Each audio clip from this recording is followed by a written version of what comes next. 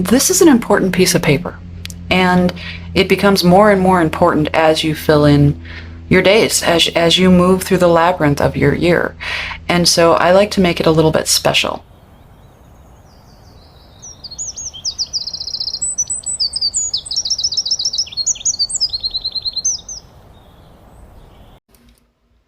Hello. Well, welcome to the channel, or welcome back to the channel if you've been here before. My name is Renee Marie. I am here tonight to show you the labyrinth trackers. This is actually the second crafty video in a row, but that's just the way it worked out, because it turns out I want to start myself some new trackers. I would like to make myself some new trackers that will be starting with the summer season for reasons which I'll get into in a few minutes. And I thought that was a good opportunity to show the labyrinth trackers to you and to let you know how you can get them for yourself. There are a couple of different ways. One, you can sign up for my monthly newsletter. When you do that, there is a place where you can click the next button and it will give you the link to where these are stored. And if you do not want to give me your email address, you can just go to my website and click on a dragonfly. Anywhere that you see one, there's dragonflies kind of scattered around. And if you click that, that will take you to a place where you can choose your package of labyrinths. All right, well, you know me. Generally speaking, when I'm doing something like this for myself, I prefer to have some incense going.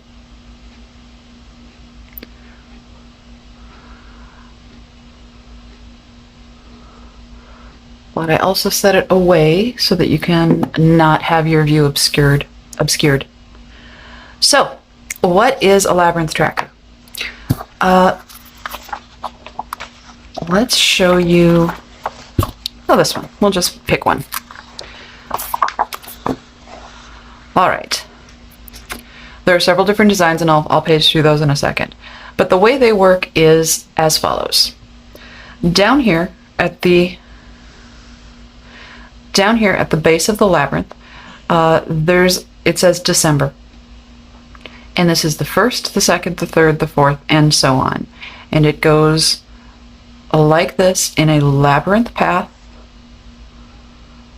like so, all the way through the months of winter, ending on February 28th this year. So this quarter of the labyrinth is your winter season. Then we begin March 1st, and we go through to April, and then May begins here and ends here, meaning that this is our spring quadrant. Then we have June through here, July starting here and going along here, August starting here, going along here, and ending right here. That leaves us with the last quadrant of the year, which would be obviously autumn. So you start with September 1st, 2nd, 3rd, 4th, and so on. October, Halloween, November. And on November 30th, you are back where you started from. Now, they're set up this way to reflect the seasons, as they are meteorologically understood and as they are used in the Witchy Book of Days. You do not have to have the Witchy Book of Days in order to understand the concept that I just showed you. But that is how it works, starting here, working through the labyrinth, and ending here. So this piece of paper will stay with you for a year, and it can move with you from one seasonal volume of the Book of Days to the next seasonal volume, because you can't really keep a year-long tracker in a book that you're only going to use for 3 months. So how do you use a tracker, or how do you use this tracker in particular? I have a sample that I worked up for you because I did not want to share my personal trackers from times past. So I also wanted to be able to show you on one page a couple different options that you have. So most of the designs are in this circle, and they have these lines and the circles there, which are the same size as the circles that are on the Labyrinth graph. I think of them as stepping stones on the Labyrinth. So what you can do is you can determine what each color means to you. So let's say you're going to use this Labyrinth to track your mood, your daily mood, just sort of an overall gauge of how you feel. You assign colors to whatever levels you may want to do. This might be very neutral. This might be a little bit enthusiastic, ecstatic. This might be a little dark, and then the range in between. And that's, I tried to mock up something that might look, that yours might look like. Mine is, I don't have as many long streaks because I am a rapid cycling bipolar, but this is what it looks like if you use a color-coded key. Now, if you don't want to mess with having a color-coded key, you can use just patterns. And it's not as fancy, but it's easy. And you can use a pen or a pencil. I use a pencil. And this is another form of using a tracker. So let's say that this entire tracker was dedicated to whether or not I'm writing fiction. Then I could absolutely just mark the days that I write and leave the days that I don't write blank. But I prefer to have a bit of a scale. So on a day that I might write 3 hours or more might be worth the fully filled in circle. A day that I at least touch it, spend 10 minutes, something like that, has just an X running through it. And then there are patterns that sort of allow me to gauge where I am between just barely touching it and working what I consider to be a full day on fiction. And then leaving it blank, of course, would mean that I didn't touch it at all. So this is what this looks like. You can also do that with color. But if you're going to use patterns, that's an example of how it might look. Let's look at the designs that are currently available in the packet. This is one that is just blank. There's nothing except the bitofwitchy.com branding on it. And it can be used for anything and labeled in any way that you like. This is another very much similar because I don't have any words on it. It just has a little witch in the corner for those of us who prefer to have a little witch in the corner. All right, beyond that, we have the standard mood tracker. I love this one. It has a butterfly up here and a moth down here, and it does say mood tracker. Then we have a movement tracker, and this is one of the ones that I am going to be making for myself because I'm going to be starting something in June. And so it seems like a good time to start a tracker dedicated to movement, which I have not had lately. There's also stillness, and stillness could be for prayer, meditation, even just 5 minutes a day of doing nothing. That is invaluable sometimes, especially when life is incredibly busy. So this is the stillness tracker, whatever that means to you. Then we have a couple of hobbies. One would be reading, just because a couple of my people I know are big readers, and I don't know if they would have use for this, but I thought it would be a fun tracker to have. And then we have writing, which I know that's mostly for me. But, hey, maybe there's other writers out there who are also trying to create something. So this is the writing days tracker. And then there is one other tracker. It is in color. I do not have a color printer at home. I will insert a photograph here of what it looks like in full color. All right, the first thing in the packet actually is this, which is basically instructions, some of what we've talked about here. And again, you don't have to print all of these pages. When you open up your PDF reader, you can choose which pages you would like to print. I thought I would show you tonight how I make my trackers to be held in my book of days. The simplest way, of course, is to choose a tracker, label it if necessary, fill in your key, whether it's going to be a 5-level key or a 10-level key, and then you fold it exactly in half. If you do just that, it will fit fine into the pockets of the book of days. However, because I use it so much, I like to cut just a little bit, about a 1/4 inch off of this edge, because then it fits in even better, and I'll show you that in a minute. So this one has actually been trimmed down a little bit. Because it is going to be the single sheet of paper, if that's what you're going to do, if you're going to have one tracker, the single sheet of paper is going to be potentially folded and unfolded a lot. Maybe less so, because, you know, you work on half of the year at a time. But it may be unfolded and folded a lot, and if that's going to be the case, then on the back of it, I would reinforce this fold with some tape. And that's the basic way to use a tracker. I've decided, and I usually do decide, to be a little bit more elaborate, not crazy elaborate, but a little more elaborate with this new starting of a tracker, because this is an important piece of paper, and it becomes more and more important as you fill in your days, as you move through the labyrinth of your year. And so I like to make it a little bit special. So what I've decided to do is to use movement and writing days.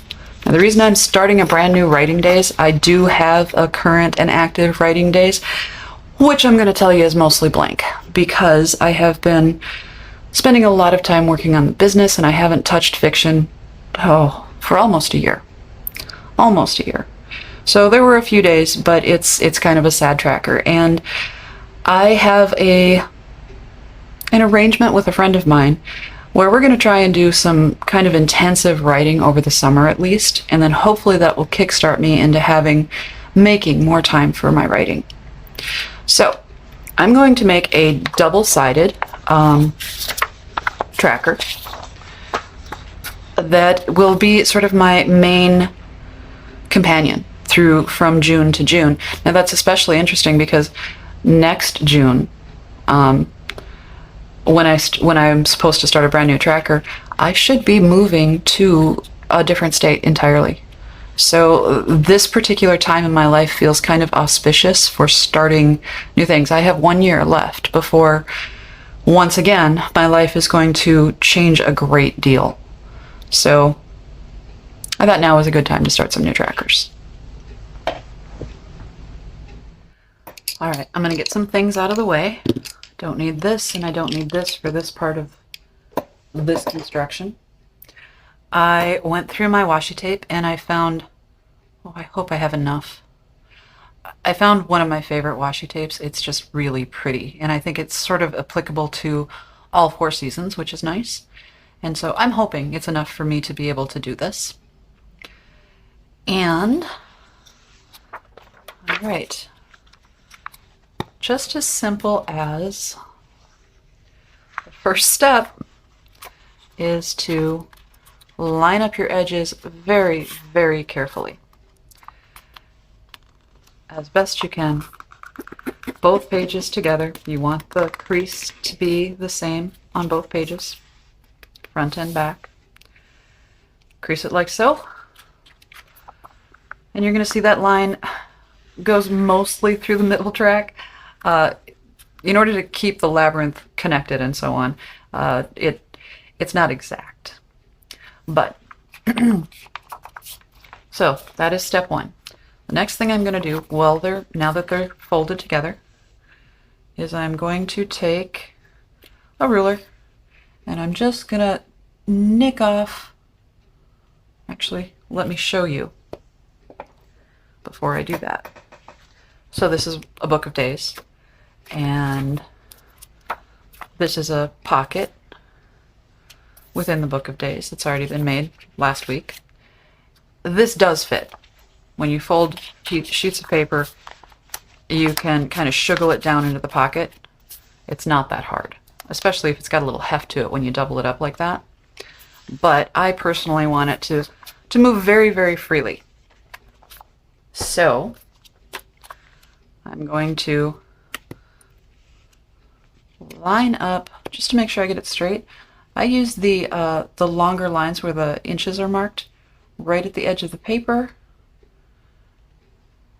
so that I think I'm getting a nice straight line. Again, not trying to be crazy here. You could measure and, you know, be more precise about this, but I am going to take off about that much. Now I'm leaving enough so that when I use my washi tape in order to seal these pages together, that there's going to be room for my washi tape before it's overlapping my key. So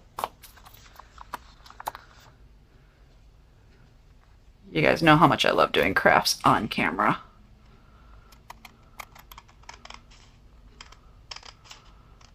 Because I'm just so good at it. Honestly, I should be using my paper cutter. But I wanted to show you, you don't need a paper cutter.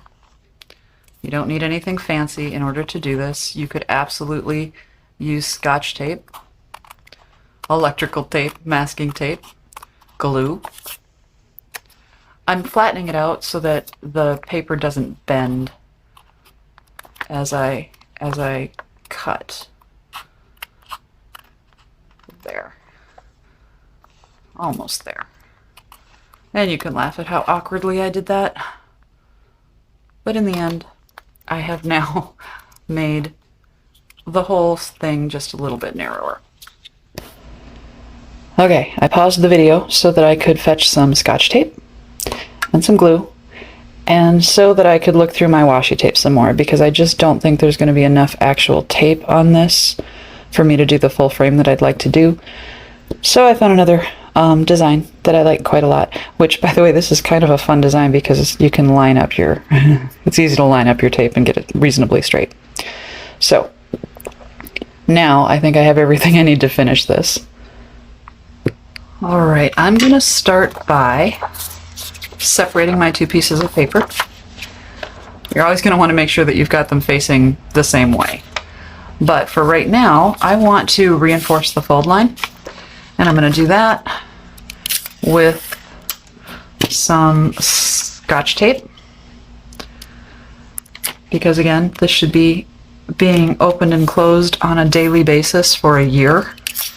So having some extra strength, a hinge as it were, here and here strikes me as a, well, I know it's a good idea.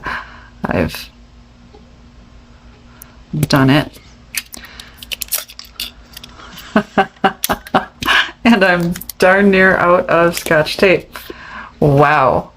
Alright, good enough though. Then I'm going to put them back together.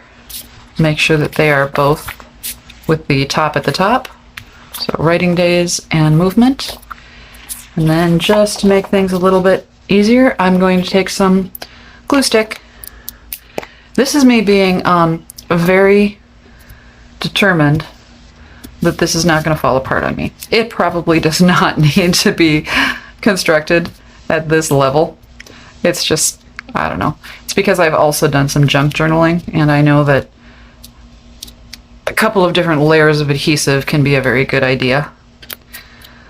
So I'm going to do that, and then I'm going to put my pages back together, very carefully lining up, very carefully lining up my edges, like so. I don't want to get any glue on the surface of the, so I had some glue on my finger and I wiped it off, on the surface of either side, because that will interfere with you being able to use a pencil on it. Alright, so now these two pieces of paper have become one, basically. And the last little bit that I'm going to do is I'm going to, along these edges, make sure you can see, along these edges, I'm going to use some of the washi tape.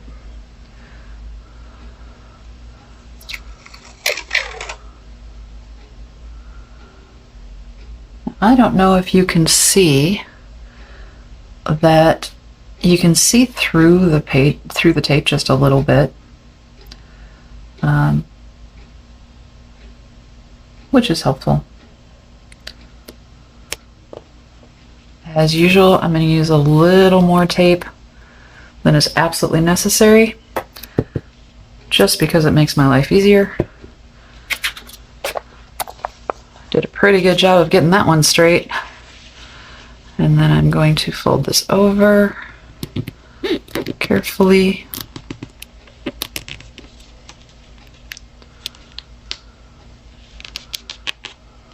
Like so. And like so.